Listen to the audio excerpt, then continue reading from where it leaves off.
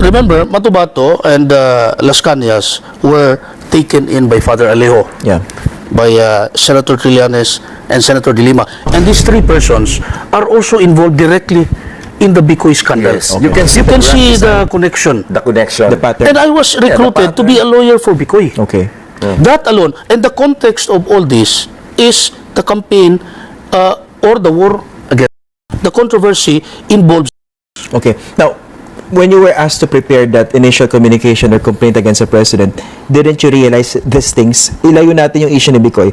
When you were examining the testimonies of Matubato and Las Cañas, didn't you notice any red flags that you're now talking about now? No, you know, at that time, as a lawyer, I relied on their statements prima facie. I found evidence in those statements. But after the BAWI scandal, I began to question. I began to doubt.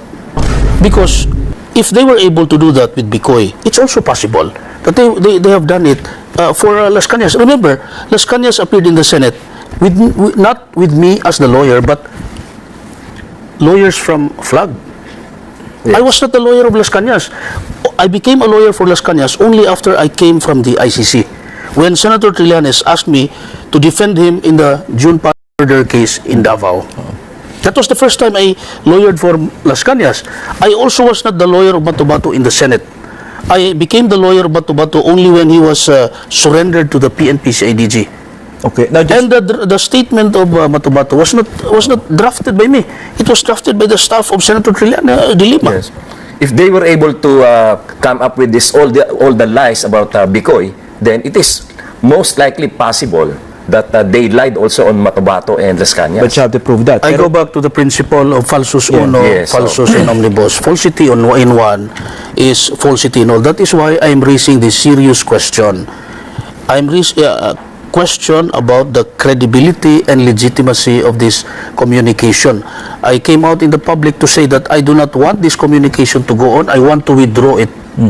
I am taking back my consent for this communication to be used in any investigation or in the pending preliminary examination.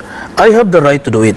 So because I made that communication, I submitted it personally to them, to the ICC. Okay, so you don't believe anymore. Do you still believe that President Duterte should be held accountable for crimes against humanity in connection with the alleged extra? You know, with this BAWI scandal, how can I do that? This case is no longer in the interest of justice. If the interest of justice is in favor of the president, so be it.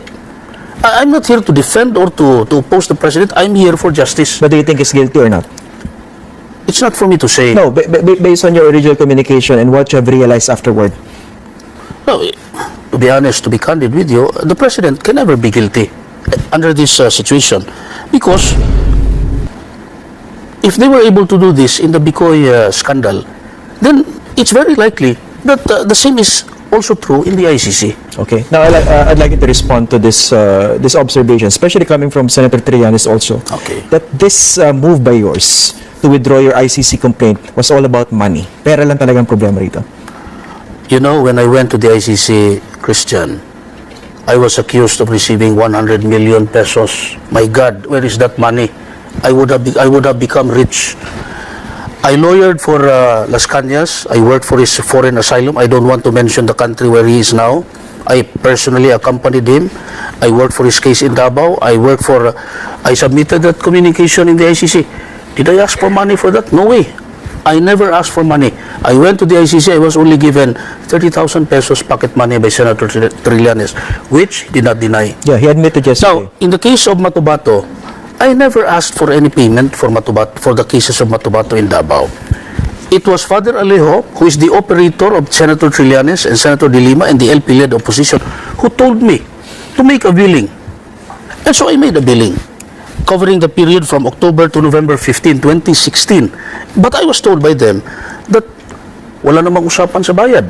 Yan, tanong ni Senator Trillanes, bakit niya sa kanya sinisingil? Of course. He was not the one who made that promise to you. Of course, because he was the one who engaged. He was the one who engaged me for Matubato. I worked for all the cases of Matubato because of him. And he knows that billing because Father Alijo, as I said, is the operator of Senator Trillanes. He is the operator for Matubato, Las Cañas, Guillermina Barrido, and Bicoy. Okay. Now, just to clarify this, because you said you never asked for money from Senator Trillanes or the others in that camp, but based on your withdrawal communication, you mentioned that you were asking for an increase. You're expecting that your monthly allowance from Senator Trillanes should have been restored from 50 to 100, if not higher, after the initiation of the preliminary examination. That's only because of economic necessity. They told me to stay in Manila. I was dislocated from Cagayan de Oro. In fact, that my things with my landlord are not yet redeemed up to now. No, they told me to stay in Manila. Remember the expense in Manila. So I thought then that 50,000 was not enough. So I was ashamed to tell him that it should be increased to 100,000. So he told me... Actually, they are not faced, Christian, but more on for the expenses that he has to stay here in Manila. Yes, So, actually, it's for, assistance. Yes. Actually, it's only for assistance. I never received any professional fee for the case in the ICC, for Matubato and Las Cañas. Yeah, I want to clarify that. What is your relationship with Senator Trillanes? What was your relationship? Were you his lawyer and he was your client? I do not know because he said in public that I'm not his lawyer. But at one point in time, he told me to draft a complaint against Erwin Tulfo for libel. And he told me to draft a complaint against Belica, the commissioner. Yeah, and I made those drafts. I submitted to him. But he's saying in public that I'm not his lawyer. But he was the one who engaged me as lawyer for Matubato, So- as lawyer for Las Cañas, So as far as you were as concerned- lawyer in the ICC. As far as you were concerned, did you have that lawyer-client relationship? I do not know. This is a gray area in law because actually I'm lawyering for Matubato. I'm lawyering for. But he was the one who engaged. But he was the one. Ex-Senator Trillanes was the one who engaged. He So contracted me. yes, He contracted me. The engaged me. relationship exists. No, I do not know if it's a lawyer-client relationship, but I Was was it official? lawyering. Was it official or not? What do you mean by I official? mean, official lawyer-client relationship. Let's say I'm going to get you as my lawyer, so we will have this official relationship. The mere fact that it was ex-Senator Trillanes who releases the financial assistance to Attorney Sabio, then that makes it a relationship. What was it official? What do you mean by official? I mean, because you were getting this monthly allowance or whatever you want to call it from Senator Trillanes, and you said that he was asking to draft this document, I these will- complaints. So, ano yung relationship nyo as far as you saw it? As far as I saw it, it was on a, let's say, retainer basis, Retainer. consultancy. Okay. I will be insulted if he will say that it is too long. Because when he recruited me for Bico, he said, Attorney, kahit papaano, dagdag tulong sa'yo. Okay. You know, he was taking advantage of my financial vulnerabilities.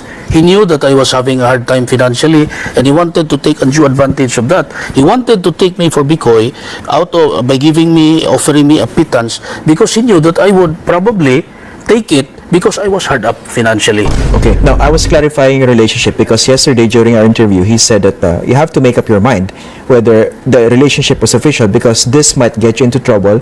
Because why are you talking about discussions that you had with him within that lawyer-client relationship? He was the one who said that I am not his lawyer. And when he took me as a lawyer for Bicoy, we had no attorney-client relationship at the time because we never discussed Bicoy. He only wanted to take me as lawyer for Bicoy. That is not an attorney-client relationship because we never discussed the merit of Bicoy. Yeah, but now you said you saw that that monthly allowance that you received from him as a retainer. Kasi you said you would be insulted pag assistant siya. This is a public interest issue. It cannot be hidden from the public. Okay. This is not a purely attorney-client relationship. This is a public interest case, and he is a public figure. So you didn't violate that relationship? I never violated any lawyer-client limitation. No, just to be clear also, because when I was... And besides, Christian, any lawyer can withdraw representation if a client is feeding him lies. Yes, that's true. We can disengage. Okay. Now, just to be clear, because when I was reading your withdrawal communication, it sees that the majority of the things that you mentioned concerned money, the details, the nitty-gritty of that problem with Senator Trillanes. Do you think this was something that you really had to present to the ICC prosecutor? Na Yes, somehow you were washing dirty linen in public here? Yes, I have to do that because of the deception. Senator Trillanes admitted that he had no more financial capacity to support Matubato and Las Cañas. When his term ended, according to him. Yes. Now, then why was he getting me as lawyer for Bicoy? When he cannot even when he cannot even take care of the two witnesses? I mean, that's foolish. I told him, sir, huwag mo nang pasukan yan. May problema pa nga tayo sa ICC na yun. Wala nga tayong pera pang suporta dyan kay Matubato at Las Cañas. To me, that's pure, that's common sense. Why will take a witness that will cost you so much amount of money when you cannot even afford to support the two existing vital witnesses in the ICC? Okay. That's stupid. Okay, now as a final point, because Attorney Gadon is here. Now, he's identified with the administration. Just for the record, did Malacanang or someone from the administration pressure you to withdraw the ICC case? My withdrawal from the ICC is my independent action. It has nothing to do with the president. It has nothing to do with the Duterte administration. President Duterte is a powerful person. Being president, he can always defend himself in the ICC. He has a team of lawyers who are more than capable than I am. But did you also realize that your withdrawal, according to the rules, won't make any difference because the information had been received, is now under the possession of the Office of the Prosecutor? The communication that I filed is within my prerogative to withdraw. Now, it's up to the ICC prosecutor to assess my withdrawal when it is formally submitted to her. But yours was, as I said, but yours was the first. Do you think your withdrawal would also affect the credibility of the other information or communications? that is my position. Because that first communication triggered the preliminary examination, and that first communication is tainted by politics. It affects the whole case. That is why in my withdrawal, I urged the prosecutor to be enlightened more by the subsequent events that I submitted to her. Okay.